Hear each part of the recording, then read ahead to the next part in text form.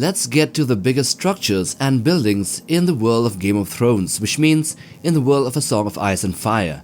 While some of these sizes are stated in the books, others are not, and so we shall fill in with the estimates from the TV shows. Let's get to them. At 15 we have the Great Sept of Baelor. This is the center of religious worship for the Faith of the Seven and is located at the top of Visenya's Hill in King's Landing, the capital of the Seven Kingdoms. The Great Sept is an impressive structure with a great dome and several slender towers. So although its size was never really stated in the books, we have measured it with respect to the nearby houses as seen in Season 6 of Game of Thrones, and we find that it is 12 to 13 stories tall. This means that with an average of 3.65 meters per story or 12 feet, we get a structure that is between 43 and 47 meters, or between 141 and 154 feet tall, a bit taller than the Sunspear Tower of Dorne, which didn't really make it to the top list, even though it's 150 feet tall. 14. Winterfell. Winterfell is the stronghold of House Stark and is considered to be the capital of the North. This castle was built over 8,000 years ago and is a large stronghold with many acres of space inside, defended by 2 layers of granite walls. The outer walls are 80 feet tall and the inner wall are more than 100 feet as stated in the books. However, there are also towers to consider that rise above the walls. Then there is the Great Keep, which lies at the center, and as of many fan estimates, it comes to around 49.2 meters or 161 feet in height, which makes it a bit taller than the Great Sept of Baelor. 13. Stormsn. Stormsn is the seat of House Baratheon. It is one of the most formidable castles and was once the ancestral seat of the Storm Kings, extending back many thousands of years to the Andal invasion. As stated in the book, Stormsn is surrounded by a massive outer curtain wall, 100 feet high and 40 feet thick. It has only one tower, a colossal drum tower that is so large that it comfortably contains the granary, the barracks, armory, and a feast hall, as well as a lord's chamber, all inside of it. While we never really get the exact measurement of the tower height, from the concept art and TV show we can estimate it to be twice as high as the walls, meaning it comes to around 200 feet or 61 meters tall. Number 12. The Black Walls of Volantis. The Black Walls of the city of Volantis are these massive ancient barriers that guard the city on its eastern edge. They're not just walls, they're a marvel built out of black dragonstone, which is tougher than steel or even diamond. As described in the books, they stand a towering 200 feet or 61 meters and form a huge oval around Old Volantis on the eastern shore. Inside the walls, there's this maze of palaces, courtyards, towers and temples, and even hidden cellars. The walls are so wide that you could fit 6 4-horse chariots racing side by side along the top of it. Number 11. Dragonstone. So Dragonstone is a castle on the island of the same name, below a dormant volcano called the Dragonmon. A grim place, Dragonstone was built by Valyrians with arcane arts with fire and sorcery, liquefying and reshaping stone with dragon flame. In the books, it was described as having a place called the Stone Drum, which overlooks all and contains the chamber of the Painted Table. In the Game of Thrones and House of the Dragon series, we can clearly see that the castle is bigger than either Winterfell or any of the smaller keeps, but not as big as the Red Keep. It even looks to rise above 100 meters or 328 feet tall, or even reaching 120 meters, as we can see with this estimation from the scene of the dragon's arrival with Daenerys on Dragonstone. Number 10. The Titan of Braavos.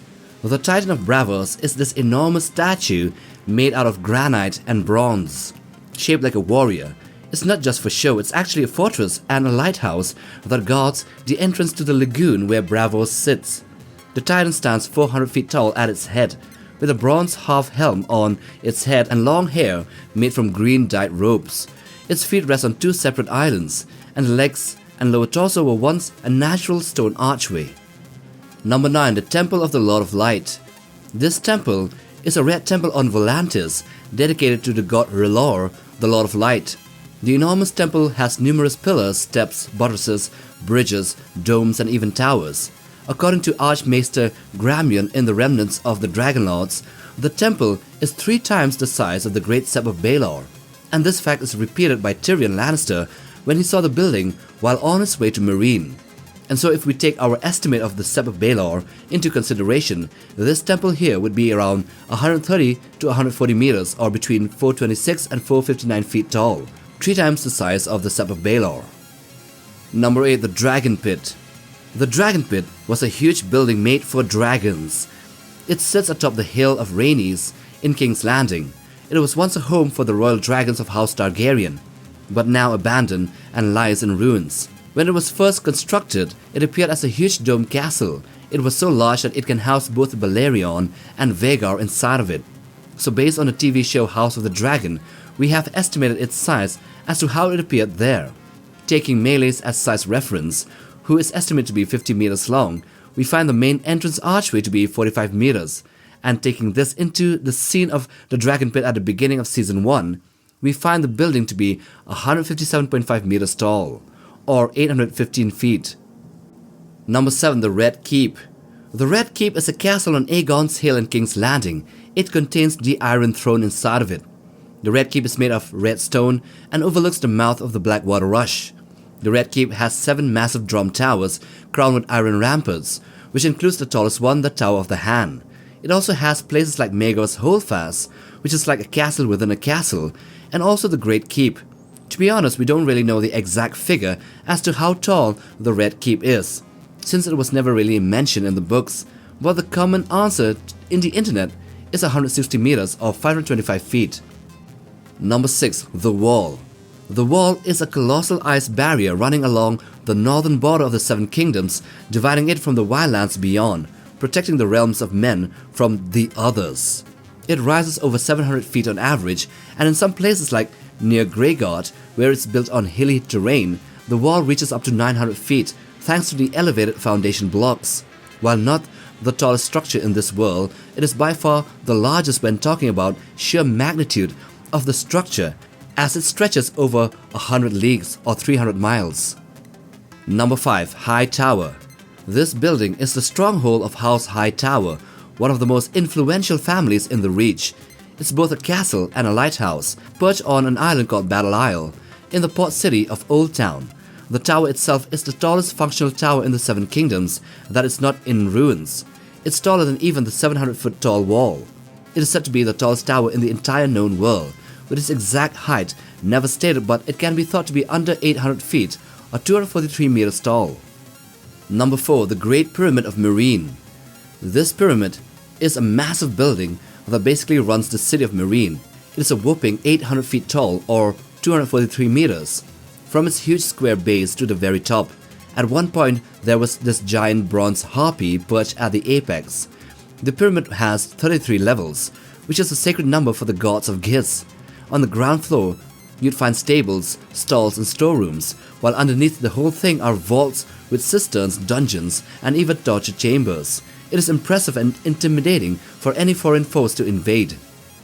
Number 3. The Great Pyramid of Giz. So this Great Pyramid was a gigantic step pyramid in a city called Giz, the old capital of the ancient Gizkari Empire, and now lies just as a ruin. It is the predecessor of the Great Pyramid of Meereen, and just like it, it had 33 levels, a number considered sacred to the gods of this kingdom, and was 800 feet tall or 243 meters. It was destroyed by the Valyrian Freehold during the last final war between them and the Empire of Gizkari. Number 2. Haren Hall. So Haren Hall, the largest castle in the Seven Kingdoms, sits on the northern shore of the God's Eye.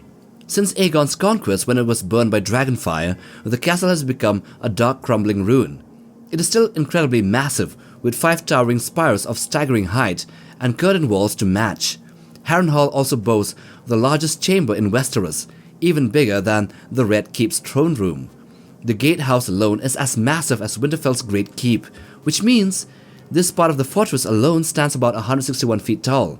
But if you go by its depiction in the House of the Dragon Season 2, and taking the book fact for the gatehouse being as large as the Great Keep of Winterfell, Haren Hall's tallest tower, in this estimation, the King's Spire would soar to a jaw-dropping 855 feet or 260 meters tall.